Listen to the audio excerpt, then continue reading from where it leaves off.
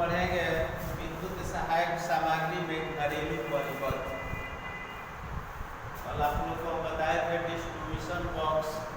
आज हम लोग पढ़ेंगे घरेलू परिपथ में पढ़ेंगे double pole iron cladding switch.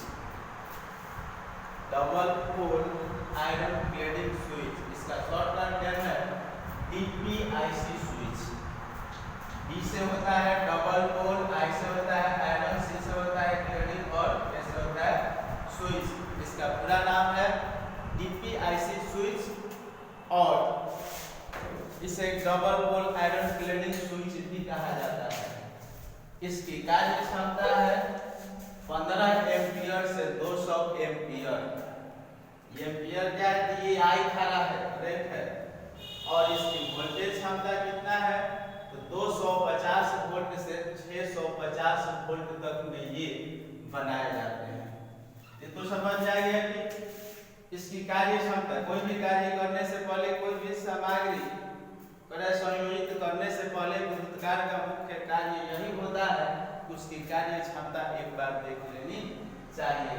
तो इस डबल पोल आयरन स्विच की कार्य क्षमता है 15 एम्पियर, यानी घरेलू परिपथ में 15 एम्पियर से स्टार्ट करें और 200 एम्पियर तक संयोजित किया जा सकता है। और वोल्टेज 250 वोल्ट से 650 वोल्ट तक में ये बनाए जाते हैं डीपीआईसी स्विच। इस स्विच में पहले देखें क्या क्या होता है। करें इस स्विच में 2 फ्यूज लगे हुए होते हैं।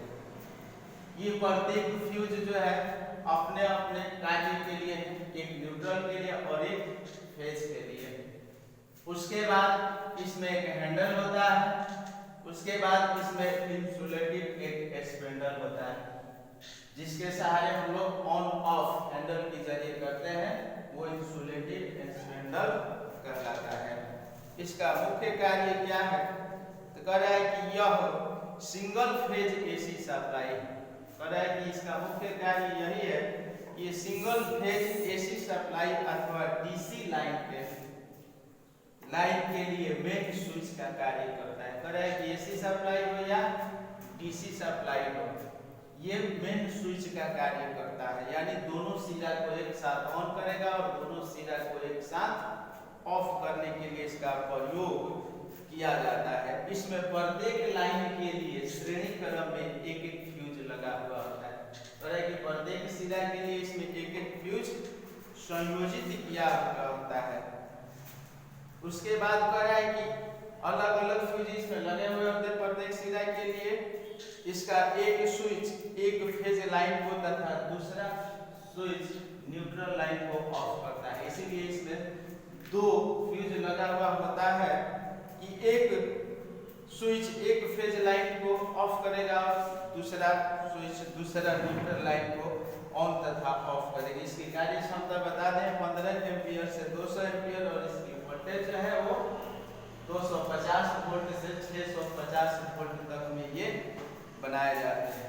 उसके बाद ये है भू संयोजन और पॉइंट, जो कि फर्स्ट दिन भी हम आपको बताए थे यही कि इसका प्रयोग इसलिए किया जाता है कि कोई भी कारीगर यदि इस पर कार्य करता है इस स्विच पर, इस स्विच में लीकेज धारा उत्पन्न हो जाए तो भू संयोजन संयोजित रहेगा, तो कार्य करने वाले व्यक्ति जो है वो सुरक्षित रहेगा।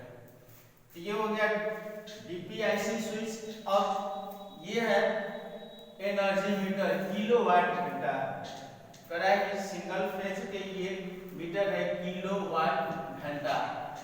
आज हम लोग सीखेंगे कि एनर्जी मीटर से मेन स्विच में कनेक्शन कैसे किया जाता है। क्योंकि कारण है इस चैप्टर जो है ये घरेलू परिपथ हम लोग पढ़ रहे हैं, विद्युत सहायक सामग्री। उसके बाद घरेलू परिपथ यानी घर में प्रयोग होने वाले सामग्री के बारे में हम लोग पढ़ रहे हैं। तो कह रहा है कि किलोवाट घंटा ये प्रत्येक सिंगल फेज लाइन में प्रयोग किया जाता है। किलो होता है उसकी क्षमता, वाट होता है कितना आपने खपत किया और घंटा होता है कितने देर आपने यूज किया। इसमें किलोवाट घंटे में एनर्जी मीटर में 4 पॉइंट होते हैं। फर्स्ट पॉइंट है फर्स्ट बॉक्स में S1 और S2। S1 और S2, दूसरे में भी यही है S1 और S2, इसमें 4 टर्मिनल्स होते हैं। आइए हम लोग कनेक्शन करेंगे इस टर्मिनल्स को। फर्स्ट करेंगे S1, ये S1 क्या है, तो ये S1 जो है वो फेज है, ये S1 जो है वो फेज है। ये कहां से तो करेंगे, बिजली के खंभे से इसे लिया जाएगा, यानी ओवरहेड लाइन से। S2 क्या है, ये S2 जो है वो न्यूट्रल है, S2 जो है वो न्यूट्रल है, इसे भी बिजली के खंभा से या जमीन के अर्थिंग से भी लिया जा सकता है। ये हो गया आपका इनपुट, ये हो गया एसी सप्लाई 240 या 250 वोल्ट, 50 वोल्ट, ये हो गया एसी सप्लाई जो कि ओवरहेड लाइन से आ रहा है। अब करेंगे इनपुट हो गया, इसमें तो एनर्जी मीटर में। अब आउटपुट करेंगे तो यहाँ देखिए S1 क्या है, तो फेज है, तो फिर यहाँ से क्या करेंगे कि S1 पहले लेंगे, S1 को क्या करेंगे, DPIC स्विच की एक सिरा पर, कोई भी सिरा पर आप संयोजित कर सकते हैं, किसी भी सिरा पर संयोजित कर सकते हैं। ठीक है कि S1 ये फेज संयोजित हो गया। अब कराएगी S2 न्यूट्रल, ये हो गया आपका S2 न्यूट्रल लाइन। ये हो गया इनपुट सप्लाई एनर्जी मीटर के जरिए मेन स्विच में, DPIC स्विच में इनपुट हुआ।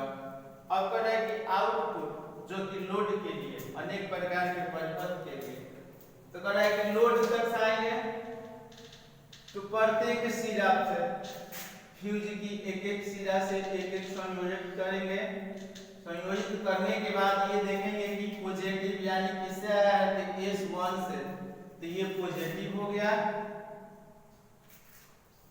ये हो गया आपका पॉजिटिव, और ये हो गया आपका नेगेटिव। ये किसमें जाएगा, तो लोड में, ये घरेलू लोड में। कितना वोल्टेज आपको यहाँ मिल रहा है, 250, तो सिर्फ वोल्टेज वही उठा करके आपको यहाँ 250 वोल्ट एसी सप्लाई दे रहा है। ये था दोस्तों, ये था स्टूडेंट आज की वीडियो एनर्जी मीटर से DPIC स्विच चलाने के लिए। धन्यवाद।